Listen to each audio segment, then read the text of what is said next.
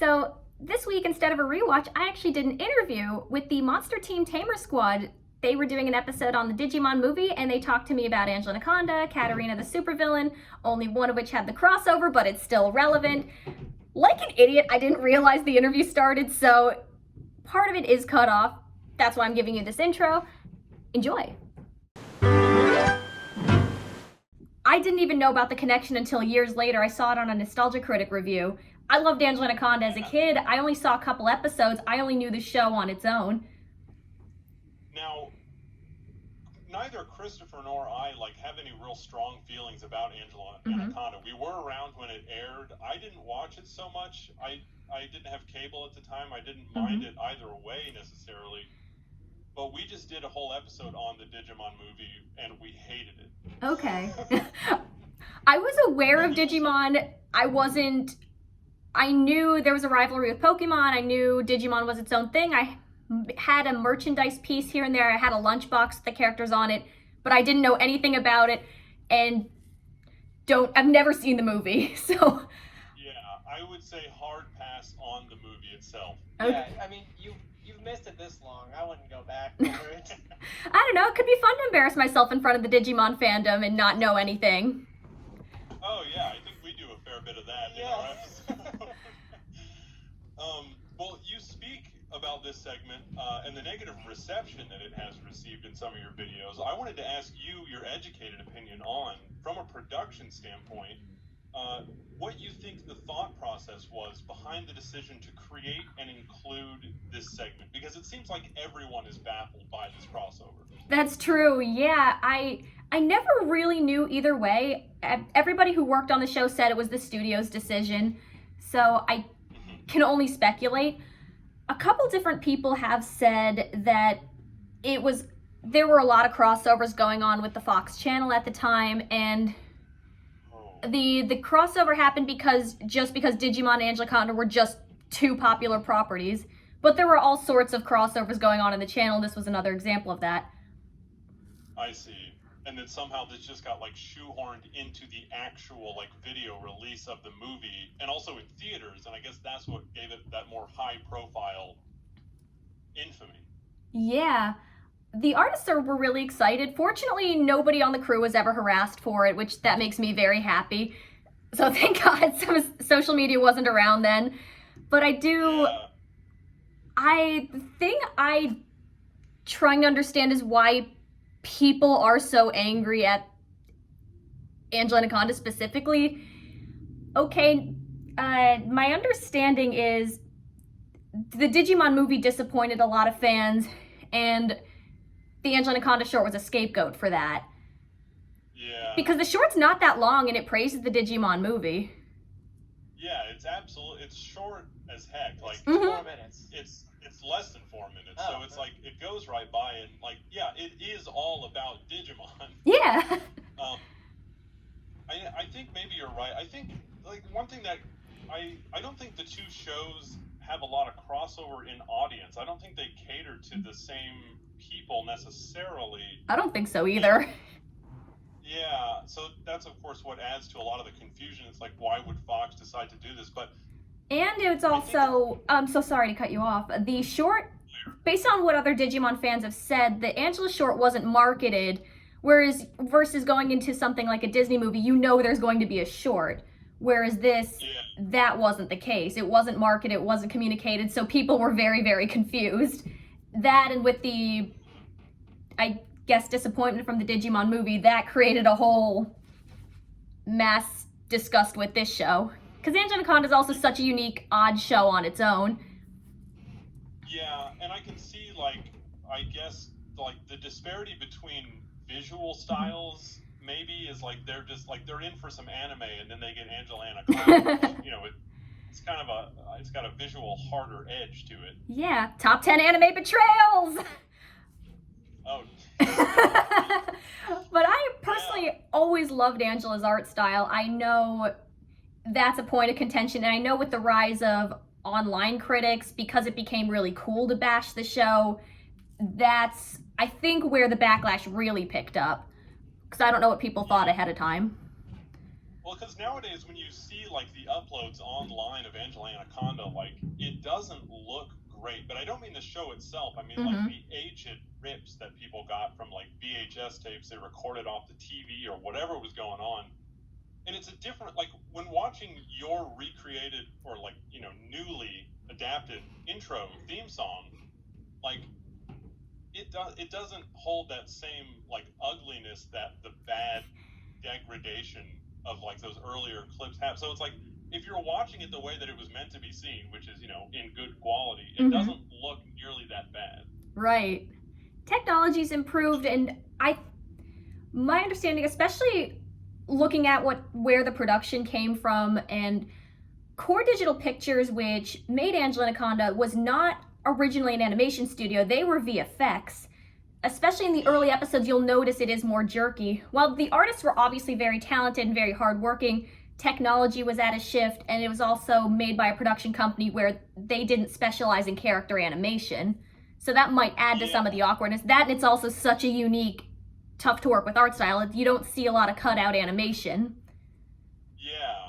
It is, like, because as a kid, that was one of the most intriguing things about it was the visuals. Yeah. And I guess, like, coming from Kablam, which Chris and I both loved that show, like, every segment on Kablam had, like, a distinct art style that was kind of, one might say, crude. And I guess it might just be, like, taken out of the context of Kablam, where, like, everything looks kind of wacky in its own way, and just presenting, you know, your normie audience that's out there across America just watching Fox Family is now seeing Angela Anaconda. And I guess maybe the hate just comes from all these people who are, you know, down to see Digimon, and they're just like, well, what is this? Yeah. I think there are a lot of factors, sadly, that it's not the show's fault. It's definitely not the fault of any of the artists or creators or crew members, but it's, I would say, a marketing decision. It happened to be in the wrong place at the wrong time. Yeah. Did you ever ask him, like, I know you worked with Ed Chi on that intro. I know you sat down with Joanna and asked, like, did you ever ask about this specifically? I did, yes.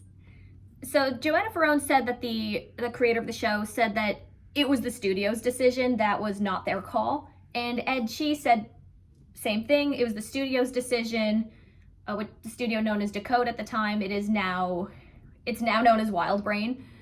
The artists were really excited because they thought, oh, hey, we're going to be in front of a movie. This is really exciting. Hey, we're going to reach a bigger audience. This is a really cool opportunity. And they did their jobs. Yeah, and then there was this, you know, backlash that I guess is just people, you know, people don't like what they don't understand. And I just think that they were simply confused and lashed out angrily, unnecessarily. Well, and Slash, like, having gone back and not really, you know, I didn't watch a lot of Angela Anaconda, nor did I watch a lot of Digimon. Neither one is really my thing. And now watching this whole movie as a whole, I'm like, this little less than 4 minute bit at the beginning is one of the highlights of the whole movie.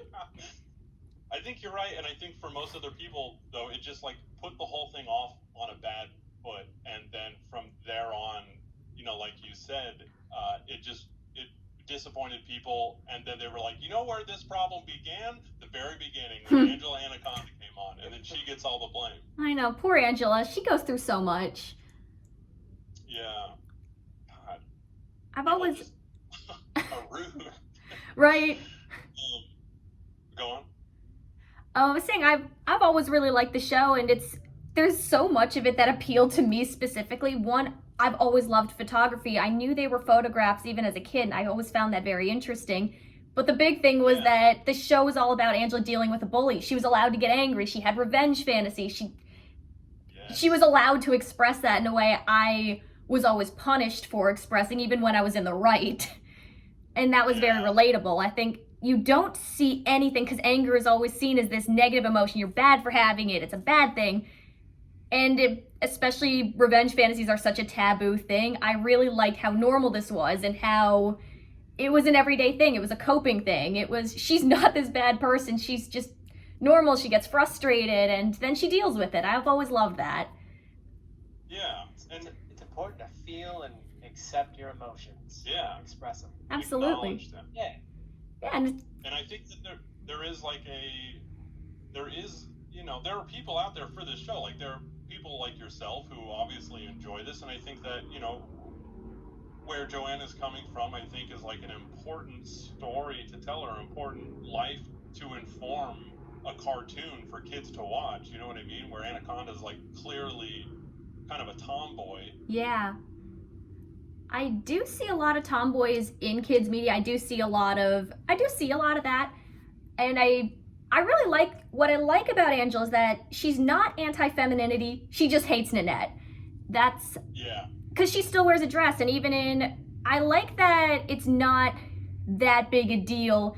She'll wear a dress. Maybe in her revenge fantasy, she'll be in a James Bond suit, but sometimes she'll be a Cupid fairy princess. I like that you could have both, and it was not that big a deal. Because usually in a lot of shows, they have to point this out all the time, and this one never did. I liked that.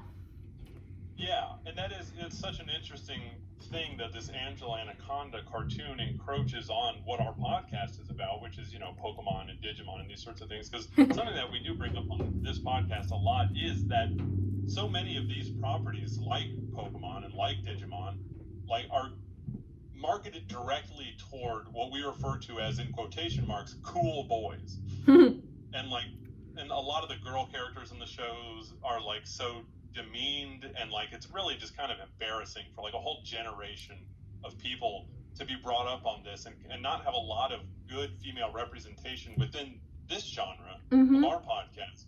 And maybe that's where a lot of the aggravation comes from, these sort of these beef-headed boys out here who are yeah, Digimon. And then a cartoon like Angela Anaconda, which I wouldn't necessarily say challenges that at all. It just kind of steps away from those conventions, and maybe they're uncomfortable with that as well. I don't think so. What I was like, my favorite shows, because I had a tomboy side, but I also had a really girly side, and that was never a big deal in my family or in my environment. But I do absolutely know what you're talking about. I think with Angela, it's just a lot of boys actually really, really liked the show, and I always liked shows. My favorite stuff always had a unisex appeal. It could appeal to boys and girls. Codename Kids Next Door, which was my favorite show growing up, it had that. Nice. Billy and Mandy, same thing. Powerpuff Girls, same thing. Angela Anaconda is very much that. Yeah, there were mostly female characters, mostly female leads, but it's still the things they deal with, bullies and frustrating situations, inequality, that's still very relatable. And feeling anger, that's something everybody goes through. And I think because boys are very much, one thing I have noticed is boys get crap for so much. If it's the slightest bit feminine, they get made fun of for it. So I think that's where some of the resentment comes from. It's this so narrow view of what it means to be a guy, and whereas no one questions me for wearing pants, or if I wanted to have a beer, or if I wanted to put on a sparkly dress, no one cares.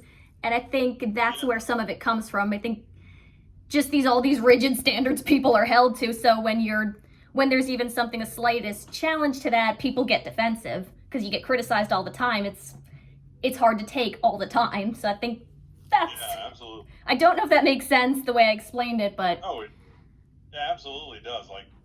That toxic masculinity that all boys, generally speaking, all boys are kind of indoctrinated into growing up, treated like you're a boy, you can't play with Barbie dolls, you can't, you can't like pink, you asshole. Right. It is very rigid. It is very it's something that is really forced upon you, and you are effectively in a lot of people's lives punished for deviating from that. And that's a lot of things for me. That's a very relatable thing. Even my voice, which is it's a very soft voice, and I'm just yep. But I would get made fun of constantly. Oh man. Now make people listen to it with this podcast.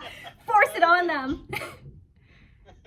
Yeah. This podcast was his revenge fantasy. Yes. And for me, because and these ridiculous standards that we force on our kids. For me, because I know girls are punished a lot more heavily for getting angry, and that's the thing I was never allowed to express, and I always thought it was so dumb. For me, it bred some unhealthy coping techniques, because holding that anger gave me power, because I was not going to let anybody tell me how to feel, and I was in the right to feel how I felt. So Did you have a lot of did you have a lot of revenge fantasies of your own? Oh, all the time, yes. Were they as, kid-friendly as Angela Anaconda's, or did they borderline on more some R-rated revenge flicks or territory? I would say, as a kid, I was definitely more like Angela Anaconda. They are... there was one revenge fantasy. I knew I was going to like this show when I saw this one revenge fantasy where Angela pushes Nanette off a mountain. I had that one. Now... Oh, sorry, go on. They definitely are a little more Sweeney Todd now, but it's not healthy, and I try to have fun with... I don't want to be angry all the time, but I like being angsty and high energy, so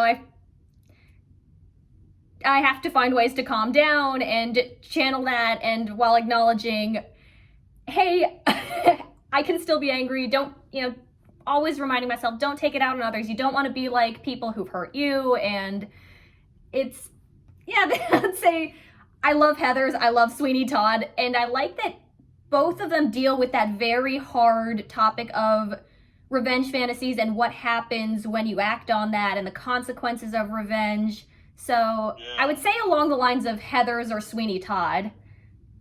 Nice. Because they always, Perfect. I always realize, hey, there's consequences to this when you let the fantasy play out to its fullest. And I like anything that deals with that in a smart way. That makes me want to segue right into Katharina's Supervillain. I have one more question about Angela Anaconda. Sure, yeah. So as a fan of Angela, you've been crusading for a revival of the show, and like we mentioned, you've worked with some of the original animators on an update of the show's opening, and you pitched the idea to Wildbrain. Mm-hmm. And in the video where you'd announced that they passed on the revival, you said they didn't say why, but that they also weren't interested in giving up the rights, which to me means that they see some value in holding on to the property. Mm-hmm. And I wanted to know if you had any theories as to what that value might be. Like, if they don't want to revive the show and put it back on TV as it was, but they're also not willing to risk letting go of it, like, what could they possibly see in holding on to it? Is there a time that isn't now where Angela Anaconda would be more relevant, you think? Or do you think that maybe they're like, well, maybe we could make it take place in outer space and it's a reboot? Or like, what are your thoughts on any of that? I think Wildbrain is focusing on other things. I do think that is my understanding too. They never really told me why they're passing on it. The only thing I ever got was maybe suitable to a specific time, but may not fit current market. Nobody's interested right now, so it's gonna need the right executives and the right producers. It's gonna need the right people who really believe in it. I do think that because I'm so passionate about it, and Angela Anaconda does get talked about a lot, and even negative publicity can be beneficial because at least people are talking about it. I think they might see value. I obviously don't know what's going on. I think part of it's they're focusing on other projects. The show Angela Anaconda does need the right people who believe in it, and I think they do see some value. They're trying to gauge, okay, what's the reach of this? How profitable is it? And this might actually be profitable in the future. So yeah, your hunch was the same as what a lot of people around me have said, that because they're not willing to revive it, but they're also not willing to sell it, they might see some value in it. Yeah. Interesting. And maybe it makes me think about, like, a lot of times some up-and-comer or somebody who's really hot right now will, like, be, like when they brought back Twilight Zone and gave it to Jordan Peele or something, like, maybe there's just somebody that they're, like, waiting for, like you said, like, the right executives or something to do something with it. I don't know. Absolutely. I'll do it, guys. I'll take it on. I've never produced anything, but you know what? Why not? Because I have, yay! With Angela Anaconda lying dormant for now, are you still working on getting Katharina the Supervillain picked up? I am, yes. Katharina was definitely rejected everywhere. I'm still working on stuff for it. just on my own time, nothing that I plan on releasing. And I do still really love that shit. Because Katharina also came from a very bad place, I have a better perspective on how it can be amazing more than when I started on it. But it's definitely similar reasons why I like Anaconda so much. Yeah, that's what, when I said I wanted to segue into it, when we were talking about the revenge fantasies and stuff, I was thinking about, like, oh, is that where that whole supervillain angle came from, of, relating to a quote-unquote bad person? Kind of, yes. Well, Katharina was inspired by a very bad breakup. And my first love maid, she falsely accused me of stalking her, and that the school wouldn't let me prove my innocence, so I was under a no contact order, which is a milder form of a restraining order, which means I could be in the same room as this person, but I could not talk to them, and the police actually threatened me over this. I nearly got expelled and went to jail for something I didn't even do. And I was wondering, it also put me in a situation similar to Angela, where I was not allowed to express anger growing up, and that's why I like Angela so much. That's what she's allowed to do. Katharina, the relationship behind Katharina, the supervillain, that I was in that same position. I had to be very careful what I said. I'm someone who expresses, and I was forced to keep silent and couldn't really trust anybody. I thought it was really brilliantly evil what she did. I thought, what kind of a person does this? A supervillain. That's where that came from. Nice. So was that character based on her then, or on you, or on like an amalgamation? Definitely an amalgamation. It was definitely, I started with her, and then I realized it's definitely more me. Both of them, Katharina and Sabine, they're both versions of me, but it definitely started with me trying to understand my ex and why she did what she did, and what the heck was going on. Why would somebody you were so close with suddenly make these accusations against you and cut you out of your life in such a cruel way, and even threaten legal action? So it came from trying to understand such a horrible situation. I don't want to say that I love that any of those terrible things happened to you. I do want to say that I love the fact that you worked it into something creative. Like, so many people create things just to try to capitalize on something and make money, but it's like, it's so much better when art comes from an actual place of emotion and humanity.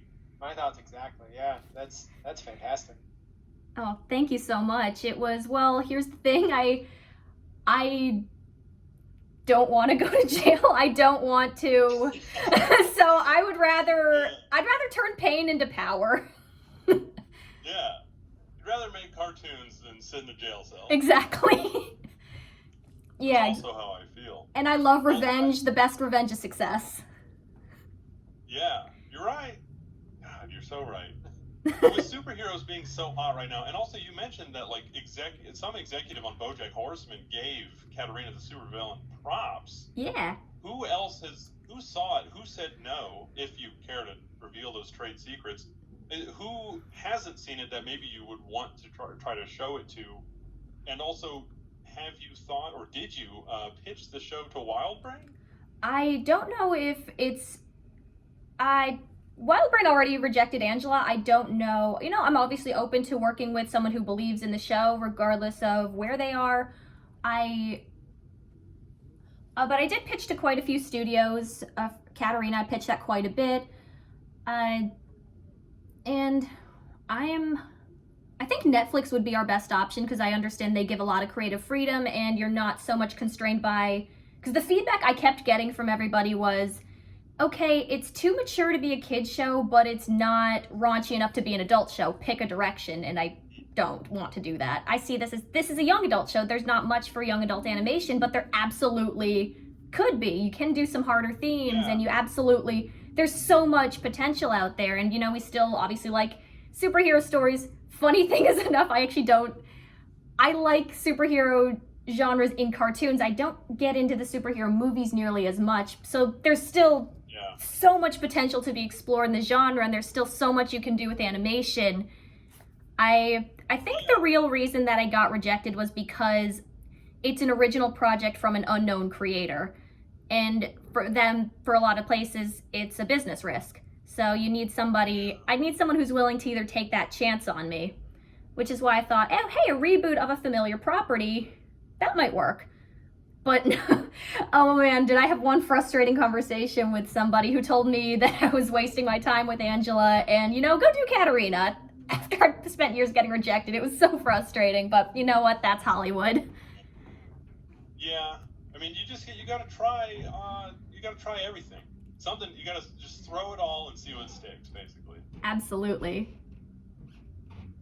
Yeah, And I love working with people. I love working with people. I like working with artists. I still admit that some of the, fantasies about success and I guess the stereotypical fame and fortune, yes, that is still very appealing, but I also know that it's not the right reasons to do something, but those fantasies are still very tempting, but I really like the creative process. I like working with great artists. I like telling stories. I like having a vision. I like executing it. It's great.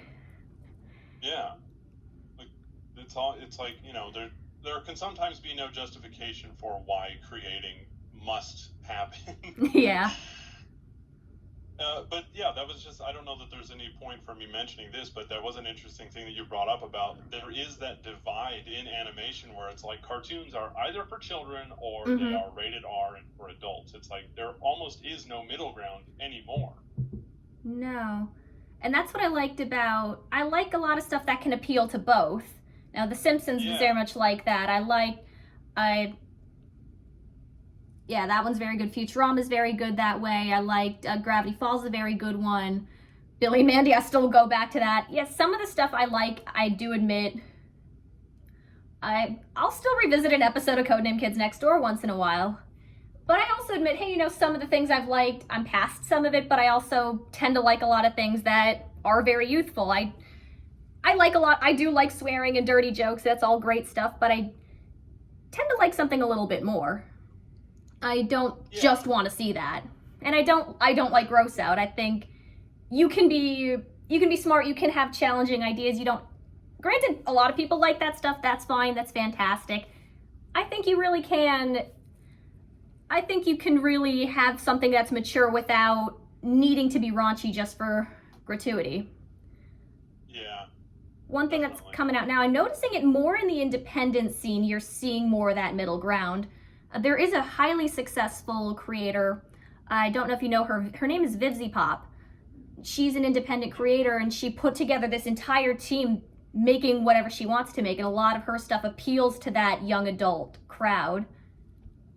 Nice, yeah. Cool. Yeah, it's really cool. It's so different. The artistry is just so beautiful. It is, it is skewed towards adults, but it still has this very youthful feel, and it's great. You see someone's personality coming out, and it's all the things that they like, that a lot of stuff that this creator likes tends to be made fun of because of who it appeals to.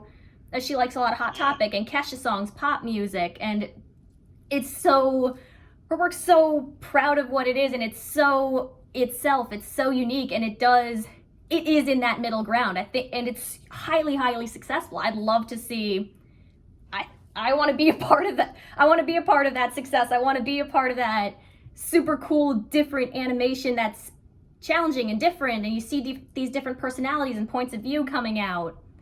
I love that. Yeah. It's possible. That makes me think so much about like when Cartoon Network really took off with its own original content, like in the 90s with like Dexter's Lab and stuff, rather than just showing reruns, because that success came from them literally just giving effective nobodies their own shows to do whatever they want. Like when Gendy Tartarovsky got Dexter's Lab, he was working in so much of his influences that made that show unique, made it what it was, and those shows became so popular, they made Cartoon Network, and it's like, those creators are responsible for the platform that all these other cartoons are still happening on.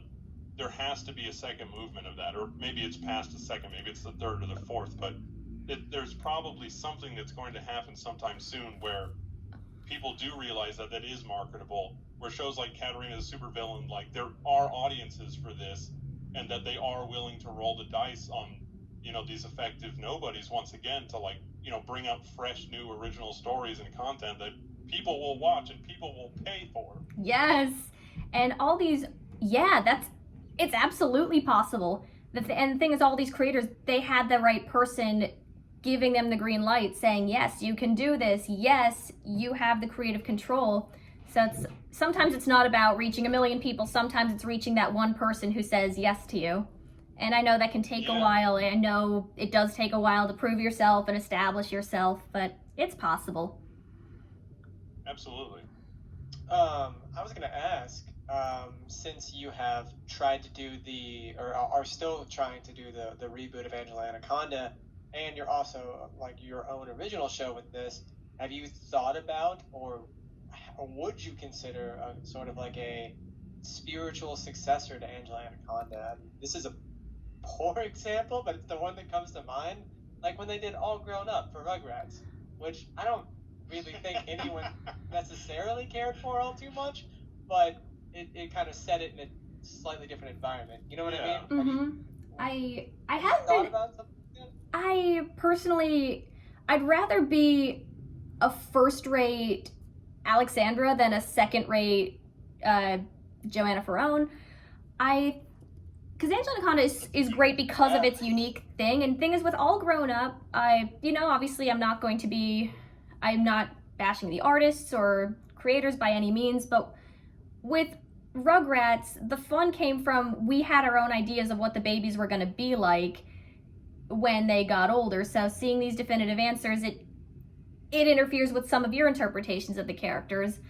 With Anaconda, if I'm going to do it, I want to do Anaconda. I don't want to make them teenagers, because then you have this show already gift wrapped for you. And then if you have to do Anaconda but they're teenagers, then you tend to lean too into stereotypes versus what's the natural progression for these characters.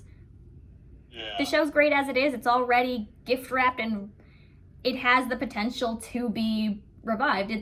Even as someone who is a big fan of the show, I do know, hey, there were some flaws in the way the story is told, and technology's improved over time. We have this thing ready to be expanded on, ready to be just, I guess, rewritten, because it is good. And it can be, because the idea and the foundation of what that show is so strong and it's so relatable. It can be, if anything, why revive something that's already considered so perfect instead of something that's good but a little rough around the edges? Yeah. Did you clue Joanna Ferrone into the thing, and how did she feel about your attempts to bring it back? And also, was she interested in having anything to do with it, or? I did ask. That is in the interview I had with her. She said that if you can get the studio to budge, you have my blessing. Well, Joanna Ferrone's heart and soul, her pet project is Fido Dido. That's her baby. That's her heart and soul. She definitely focuses more on that. I feel like if I were given the green light for Angela, it would be criminal not to ask her to return, because she created it. But she said, hey, you know what? If they ask me back, they ask me back. If they don't, they don't. She's so mellow and so laid back, and such a really laid back, go with the flow person. And yeah, she's so cool in so many ways. It was such an honor to meet her. Yeah, I've only seen some of that interview, but she was like kind of astounding. Those answers were, I guess that's the wisdom that you get with age, but it's like her answers, I was just like, this is 7,000 times more interesting than I maybe thought that the creator of Anaconda would get. Which, it's just me being a jerk, because it's like, man, why? No, it's Ninny Poo. Yeah. Yes. Ninny Poo. I think things are automatically more interesting when they're coming from a passionate place. For me, I love Anaconda so much. I think about it in a way that somebody who might not care probably wouldn't. So when you're passionate about something, you have a different point of view. You're willing to find those answers, and you're willing to ask questions people are generally not as willing to think of. So it might just be coming from, it's the passion. Yeah. Yeah, I think to that point, because that was a show I watched like here or there if it was on, but I didn't watch it too often or anything. And even when watching this little short before the Digimon movie, or it being part of it, I was like, well, this is confusing, but I don't know that I'm necessarily going to go and watch any Anaconda. But I did recently watch one of your videos in which you talk about the animation and like how that all came to be, and like seeing you talk about it and all of that made me a lot more interested in the show. And I was like, okay, this is a lot cooler than I gave it credit for, which is bad on my part, but you like kind of sold me into wanting to watch this show. So, and as to why it should be respected. Yeah. Something Chris has for no one and nothing. Well, if it comes from someone who doesn't respect anything, that means more. Yeah, you're right. Well, I guess that's basically all the questions I have. Yeah, same here. Oh, thank you guys for having me. This is a lot of fun. Is there... out of curiosity, so did you watch just the Digimon movie, or did you know the show ahead of time? Oh, yeah, we knew about all of this. Like, I had completely forgotten for many years that there was this Anaconda short in front of the Digimon movie. But, like, I was around, like, when the show was up. Like, I saw it. I was really intrigued by the visuals. I had a promotional CD from a box of Count Chocula with that Halloween Anaconda song. The Halloween song. She's all like, Ninny Poo. I'm gonna scare you, Ninny Poo. Yeah. Yes. And so, like, it was there in the sphere, but then it's like, it's one of the last things I expected to run into when we started working on this podcast about, like, monster taming and creature collecting. Oh, I had no idea. I even the, like, rip of the movie I watched did not have this part in front of it, so then he had to go and show it to me after the fact. I did make a point. I was like, this is important. This is part of the package. Like, Anaconda is part of this. Yeah, he kept talking about it, and I was like, is she going to pop up in the movie, like, halfway through or something? Is she going to be one of the characters? I don't know why he keeps bringing it up, but... Oh, if she did, I'd watch the movie for sure. And I guess I just have a quick question. So, the Good Seats episode came after this was made? And not before? I actually don't know the answer to that one. That was the only one that has 4 credited writers. I'm not entirely sure, to be honest. Huh. I yeah, think... because it's just so peculiar that, like, she still looks like Tai from Digimon when she, like, megamorphs. I think then Like, maybe... it still looks like her. Then maybe the short came first and then it was reworked into an episode without the Digimon references. If she's specifically designed as Tai, then maybe the short probably came first, and then later they had this footage that was reworked into an episode. Yeah. Maybe. This is the new chicken and the egg. Yeah. I'll have to ask on Yeah. this one. Well, I guess just thank you. That's all I have left to say. Thank you so much.